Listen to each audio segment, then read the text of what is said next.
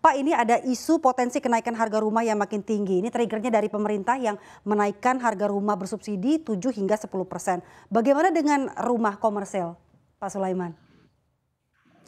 Eee, Kadang-kadang rumah komersil dengan rumah subsidi itu ada persamaan, tetapi ada perbedaan. Karena begini, rumah subsidi itu, banyak sekali treatment dari pemerintah ya, kemudahannya gitu ya. Jadi pemerintah terhadap rumah subsidi itu membuat kebijakan finansial dan kebijakan regulasi. Sedangkan di rumah komersial, pemerintah hanya memberikan kebijakan regulasi, ya seperti saat ini gitu ya.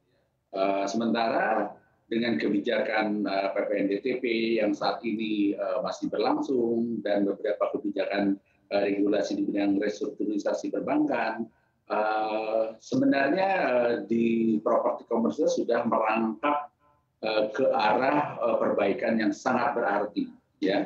Tetapi walaupun sebenarnya belum sembuh benar ya, kalau cerita sakit ini sakitnya belum sembuh benar, tapi sudah menunjukkan tren yang sangat baik saya kira.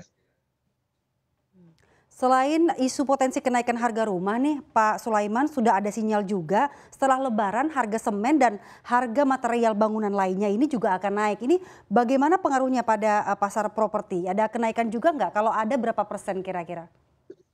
Ya, saya kira itu sudah dipastikan. Ya, memang material itu, ya material itu kan menjadi bagian dari apa namanya pembangunan properti ya. Tapi memang kontribusinya mungkin tidak lebih dari 5% lah ya, karena properti itu ada tanah, kemudian juga ada material, ada investasi-investasi lainnya, lingkungan dan lain-lain gitu ya.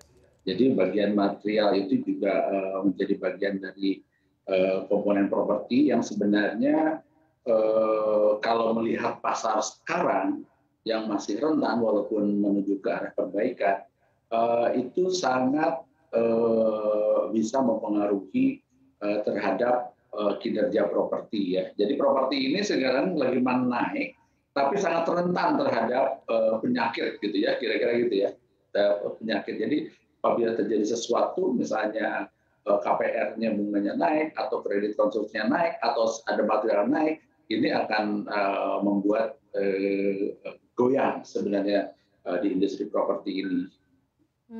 Karena ya, jadi karena si apa namanya si produsen atau pengembang saat ini sedang menurunkan harganya ke titik di mana dia itu tidak bisa reinvestasi. Jadi margin dari pengembang itu kan ada tiga ya. Pertama tentu mengenai overhead ya.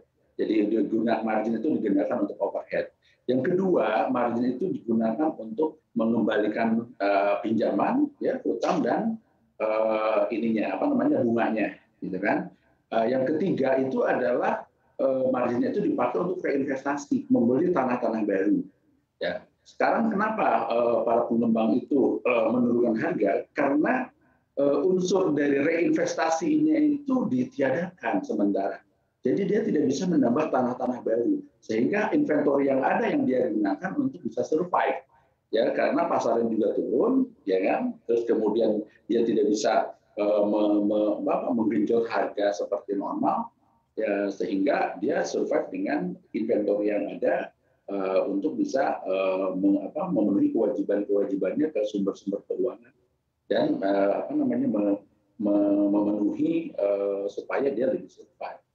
Begitu, walaupun kalau misalnya ada kenaikan harga di sektor produksinya, tentu ini juga sangat mempengaruhi terhadap kinerja properti, gitu Mbak Dian.